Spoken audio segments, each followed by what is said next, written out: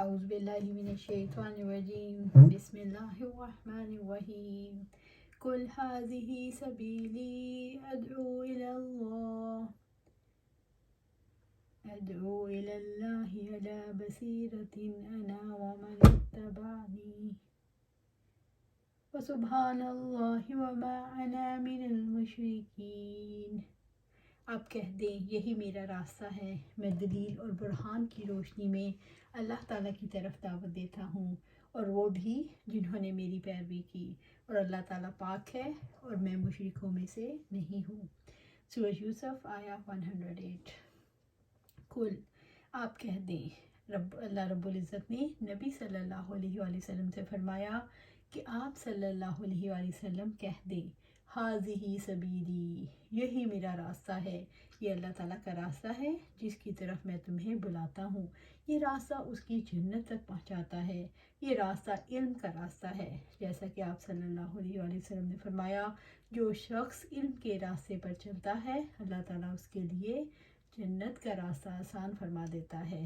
یہ راستہ دین پر عمل کرنے کا راستہ ہے، یہ اللہ تعالیٰ اس کے رسول اور اس کے دین کو ترجیح دینے کا راستہ ہے، یہ راستہ اخلاص کا راستہ ہے، جیسا کہ رب العزت نے فرمایا اور انہیں اس کے سوا کوئی حکم نہیں دیا گیا کہ وہ اللہ تعالیٰ کی عبادت کریں، اس حال میں کہ وہ دین کو اللہ تعالیٰ کے لیے خالص کرنے والے، یکسو ہونے والے ہوں، اور نماز قائم کریں اور زکوٰۃ دیں، اور یہی مضبوط دین ہے۔ سورۃ البینہ آیا 5۔ ادعو الی اللہ، میں اللہ تعالیٰ کی طرف دعوت دیتا ہوں، میں ساری مخلوقات کو اپنے رب کی طرف کے پاس پہنچنے کے لیے ترغیب دیتا ہوں، میں انہیں ہر اس چیز سے بچاتا ہوں جو انہیں اپنے رب سے دور کر دے۔ یہ میرا طریقہ ہے، میری سنت ہے، میں ساری دنیا کو اللہ تعالیٰ کی توحید کا پیغام دیتا ہوں۔ آپ صلی اللہ علیہ وآلہ وسلم سے کہا جا رہا ہے کہ آپ مشرکین سے کہہ دیجئے کہ ایمان باللہ اور توحید باری تعالیٰ کی طرف لوگوں کو بلانا میرا طریقہ، میرا مسلک اور میری سنت ہے۔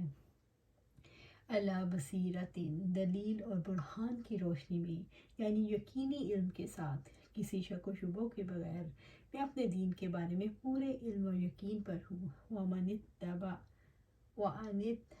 اتَّبَعَنِی، اور وہ بھی جنہوں نے میری پیروی کی، میری پیروی کرنے والے بھی اسی طرح اللہ تعالیٰ کی توحید کی طرف بلاتے ہیں جیسے میں پورے یقین اور بصیرت کے ساتھ بلاتا ہوں۔ اسلام کی دعوت دلیل اور حجت کی بنیاد پر ہے، قرآن کریم نے اسی کی تعلیم دی ہے، آپ صلی اللہ علیہ وآلہ وسلم اور صحابہ کرام اسی پر قائم تھے، انہوں نے لوگوں کو دلائل کے ذریعے قائل کرنے کی کوشش کی۔ یہ بھی معلوم ہوا کہ آپ صلی اللہ علیہ وآلہ وسلم ماننے والے ہر دور میں اللہ کی مخلوق کو اس کی توحید کی دعوت دیتے رہے، اور دعوت میں حکمت کا تقاضا یہ ہے کہ گفتگو مخاطب کی عقل اور سمجھ کے مطابق ایسی صاف ستھری ہو کہ آسانی کے ساتھ قرآن و سنت کی دعوت کو سمجھ لے۔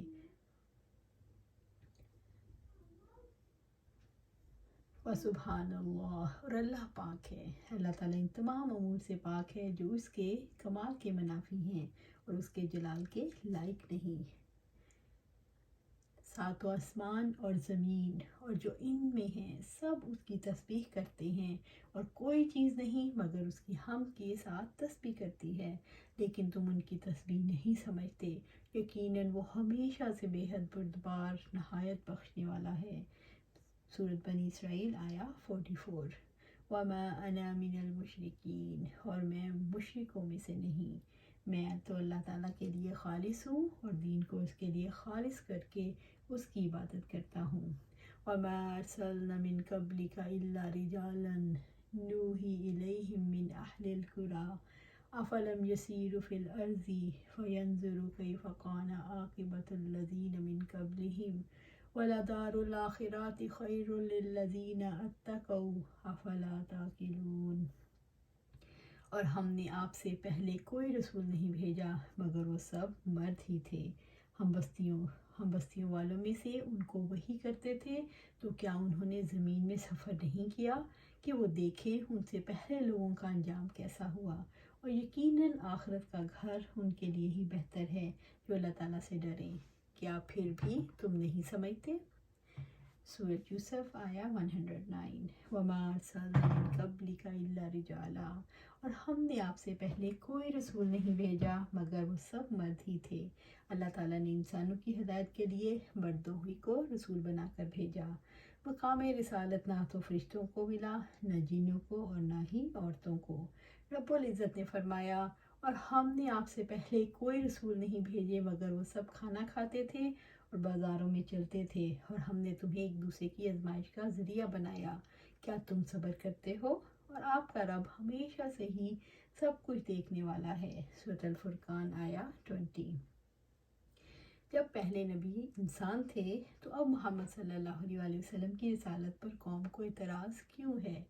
نوحی الیہ من اہل القری، ہم بستیوں والوں میں ان کو وحی کرتے ہیں، یعنی انبیاء شہروں کے رہنے والے تھے، صحراؤں کے رہنے والے نہ تھے۔ بدوؤں کے بارے میں رب العزت نے فرمایا، دیہاتی کفر اور نفاق میں زیادہ سخت ہیں۔ سورۃ التوبہ آیا 97۔ انبیاء سب سے زیادہ صحیح رائے رکھنے والے، کمال درجے کی عقل رکھنے والے تھے۔ افلم یسیروا فی الارض، تو کیا انہوں نے زمین میں سفر نہیں کیا؟ اللہ رب العزت نے رسول اللہ صلی اللہ علیہ وسلم کی قوم کے بارے میں فرمایا، کیا نبی صلی اللہ علیہ وآلہ وسلم کو نہ ماننے والوں نے دنیا نہیں دیکھی؟ یعنی جب وہ آپ صلی اللہ علیہ وسلم کی بات نہیں مانتے تو ذرا دنیا کو گھوم پھر کر دیکھو۔ فَيَنْظُرُ كَيْفَ كَانَ عَاقِبَةُ الَّذِينَ مِنْ قَبْلِهِمْ، کیا وہ دیکھیں ان سے پہلے لوگوں کا انجام کیا ہوا؟ یعنی وہ دیکھتے ہیں کہ رسولوں کو جھٹلانے والی قوموں کا کس قدر خوفناک انجام ہوا۔ اللہ تعالیٰ نے ان کی تکذیب کی وجہ سے انہیں کیسے کیسے عذابوں سے ہلاک کر دیا۔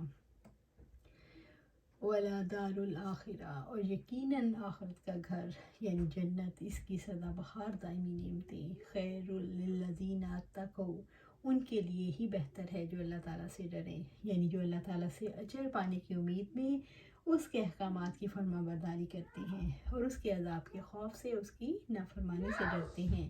آخرت کا گھر اس لیے بہتر ہے، وہ کبھی فنا ہونے والی نہیں اور دنیا فانی ہے، اور آخرت کی نعمتیں کامل ہیں اور دنیا کی نعمتیں ناقص ہیں۔ افلا تعقلون، کیا پھر تم نہیں سمجھتے؟ کیا پھر بھی تم نہیں سمجھتے؟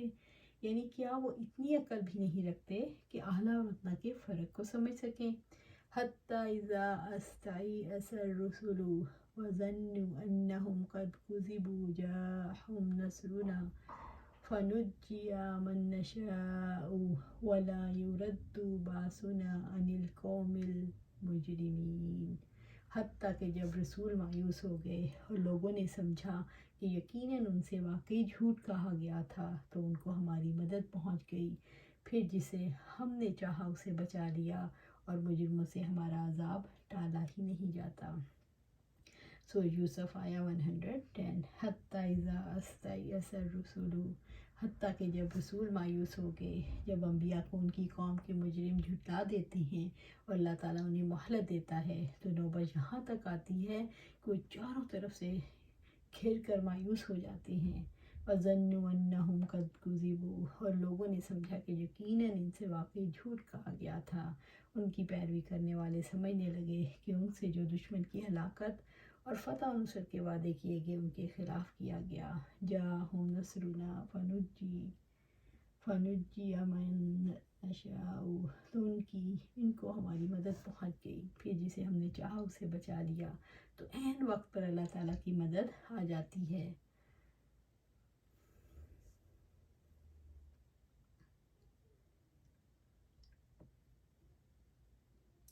اور مجرموں سے ہمارا عذاب ٹالا ہی نہیں جاتا، یعنی اللہ تعالیٰ کے عذاب کو مجرموں سے دور نہیں کیا جا سکتا جو شرک اور فرما برداریاں نافرمانیاں کرتے ہیں۔ اللہ تعالیٰ کے آگے کسی کی چل نہیں سکتی۔ کیا ان کے پاس ان لوگوں کی خبر نہیں آئی جو ان سے پہلے تھے، نوح کی قوم اور عاد اور ثمود اور ابراہیم کی قوم اور مدین والے اور الٹی ہوئی بستیوں والے؟ ان کے پاس ان کے رسول واضح دلائل لے کر آئے تو ایسا نہ تھا کہ اللہ تعالیٰ ان پر ظلم کرتا، لیکن وہ اپنی جانوں پر ظلم کرتے تھے۔ سورۃ توبہ آیا 70۔ لَقَدْ كَانَ فِي قَصَصِهِمْ عِبْرَةٌ لِأُولِي الْأَلْبَابِ مَا كَانَ حَدِيثًا يُفْتَرَىٰ وَلَكِن تَصْدِيقَ الَّذِي بَيْنَ يَدَيْهِ وَتَفْصِيلَ كُلِّ شَيْءٍ وَهُدًى وَرَحْمَةً لِقَوْمٍ يُؤْمِنُونَ۔ بلا شبہ یقیناً ان کے واقعات میں ہمیشہ سے عقل مندوں کے لیے بڑی عبرت ہے۔ یہ ایسی بات نہیں جو گھڑ لی گئی ہو، لیکن اس کی تصدیق ہے جو اس سے پہلے ہے، اور ہر چیز کی تفصیل ہے، اور لوگوں کے لیے ہدایت اور رحمت ہے جو ایمان لاتے ہیں۔ سورۃ یوسف آیہ 111۔ لَقَدْ كَانَ فِي قَصَصِهِمْ عِبْرَةٌ لِأُولِي الْأَلْبَابِ۔ بلا شبہ یقیناً ان کے واقعات میں ہمیشہ سے عقل مندوں کے لیے بڑی عبرت ہے، یعنی قوموں کے واقعات میں، انبیاء کے حالات میں، ایمان والوں کی نجات اور کافروں کی ہلاکت میں عقل والوں کے لیے بڑی نصیحت ہے، یعنی وہ اہل خیر اور اہل شر کے بارے میں عبرت لیتے ہیں۔ جو کوئی ان جیسے افعال کا ارتکاب کرے گا تو اپنے فعل کے مطابق کرامت یا اہانت کا مستحق ٹھہرے گا۔ وہ ان قصوں میں سے اللہ تعالیٰ کی صفات کمال اور اس کی عظیم حکمت کا استنباط کرتے ہیں، نیز وہ ان قصوں سے اس حقیقت کو اخذ کرتے ہیں کہ اللہ واحد کے سوا کوئی عبادت کے لائق نہیں۔ ما کان حدیثا یفتری، یہ ایسی بات نہیں جو گھڑ لی گئی ہو، یعنی قرآن مجید ایسی کتاب نہیں جسے کوئی گھڑ سکے، جس کے ذریعے اللہ تعالیٰ غیب سے آگاہ کرتے ہیں، وہ گھڑی ہوئی کہانیوں پر مشتمل نہیں۔ قرآن مجید کی یہ شان نہیں کہ اسے کوئی گھڑ سکے۔ وَلَكِن تَصْدِيقَ الَّذِي بَيْنَ يَدَيْهِ، لیکن اس کی تصدیق ہے جو اس سے پہلے ہے۔ قرآن مجید پچھلی آسمانی کتابوں کی تصدیق کرنے والا ہے۔ یہ کتاب پچھلی کتابوں کے صحیح کو غلط سے، حلال کو حرام سے اور سچ کو جھوٹ سے علیحدہ کرتی ہے، تحریف کو چھانٹ دیتی ہے، منسوخ احکام بیان کرتی ہے، وتفصیل کل شیء، اور ہر چیز کی تفصیل ہے۔ قرآن مجید میں ہر چیز کی تفصیل ہے جس کی بندوں کو ضرورت ہے۔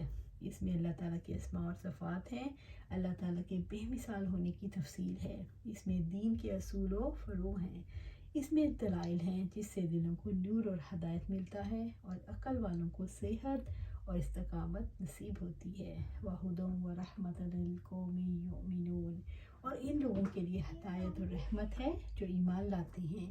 ایمان لانے والوں کے لیے یہ کتاب ہدایت ہے جو گمراہی سے نکالتی ہے، اور خیر کا چشمہ اور رحمت ہے، یعنی اس سبب سے کہ اس قرآن کے ذریعے سے انہیں جو حق کا علم حاصل ہوتا ہے اور وہ حق کو ترجیح دیتے ہیں، انہیں ہدایت حاصل ہوتی ہے، اور انہیں جو دنیاوی یا اخروی ثواب حاصل ہوتا ہے اس کے ذریعے سے رحمت سے نوازے جاتے ہیں۔ ہم اپنے عظیم رب کے سامنے ہاتھ پھیلا کر دعا کرتے ہیں کہ ہمیں سعادت مند لوگوں میں شامل فرما لے، آمین یا رب العالمین۔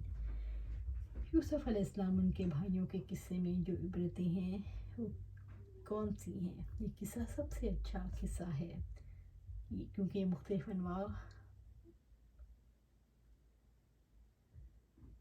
مثلا ایک حال سے دوسرے حال میں، ایک امتحان سے دوسرے امتحان میں منتقل ہوتا ہے، اور اس میں بہت ساری باتیں شامل ہیں۔ اس میں سورۃ مبارکہ میں خواب کی تعبیر کی حقیقت بیان کی گئی ہے۔ اس میں بتایا گیا ہے کہ کوئی اگر حسد کرتا ہے تو حاسد کبھی کامیاب نہیں ہوتے، ہمیشہ محسنین ہی کامیاب ہوتے ہیں۔ اور اسی قصے میں بتایا گیا ہے کہ اس میں سب کے لیے ہدایت ہے، ایک شخص سے لے کے ایک فیملی، پھر ایک کمیونٹی، اور پوری ایز اے گلوبل لیول پر کیسے ہم اس سے سبق حاصل کر سکتے ہیں۔ اللہ سبحانہ تعالیٰ سے دعا ہے کہ ہمیں بھی آپس میں اپنے انڈیویجول لیول پر رول ماڈل بننا ہے، اور ہم نے کیا کرنا ہے، اپنی فیملی کو دین پر چلانا ہے، دین قائم کرنا ہے، سب سے پہلے اپنی ذات پر، پھر فیملی میں، اور پھر اس کا نمونہ پوری اپنی کمیونٹی میں چلنا ہے، اور کمیونٹی میں جب سب مل کر چلیں گے تو انشاءاللہ یہ نمونہ پوری دنیا کے لیے ہو جائے گا۔ اللہ سبحانہ تعالیٰ سے دعا ہے کہ ہمیں اس قابل بنائے۔ یہ دعا جو ہے، اے میرے رب تو نے مجھے اقتدار دیا جیسے یوسف علیہ السلام نے کہا کہ ربی قد آتیتنی من الملکی وعلمتنی من تعویل الاحادیث فاطر السماوات والارض انت ولی فی الدنیا والآخرہ توفنی مسلما والحقنی بالصالحین۔ ہم بھی یہی دعا اللہ سے کرتے ہیں کہ اے میرے رب، تو نے مجھے اقتدار عطا کیا اور تو نے مجھے خوابوں کی تعبیر کا علم بخشا۔ اے آسمان اور زمین کے پیدا کرنے والے، دنیا اور آخرت میں تو ہی میرا سرپرست ہے۔ اسلام پر مجھے موت دے اور مالکار مجھے نیک اعمال کے ساتھ شامل فرما۔ اس بابرکت قصے میں یہ چند نکات اور تعبیرات ہیں جن کو اللہ تعالیٰ نے میرے لیے آسان فرمایا، اور ضروری ہے کہ اللہ تبارک و تعالیٰ اس قصے میں غور و فکر کرنے والوں پر تعبیرات کے کچھ اور طریقے کھول دے۔ ہم اللہ تعالیٰ سے علم نافع اور عمل قبول کا سوال کرتے ہیں، بلا شبہ جو کرم کا مالک ہے، جو ہر وقت کریم ہے، ہر وقت رحیم ہے۔ اللہ سبحانہ تعالیٰ سے دعا ہے کہ ہمیں قرآن و سنت پر عمل کرنے کی توفیق عطا فرمائے اور اس پر استقامت عطا فرمائے۔ آمین یا رب العالمین۔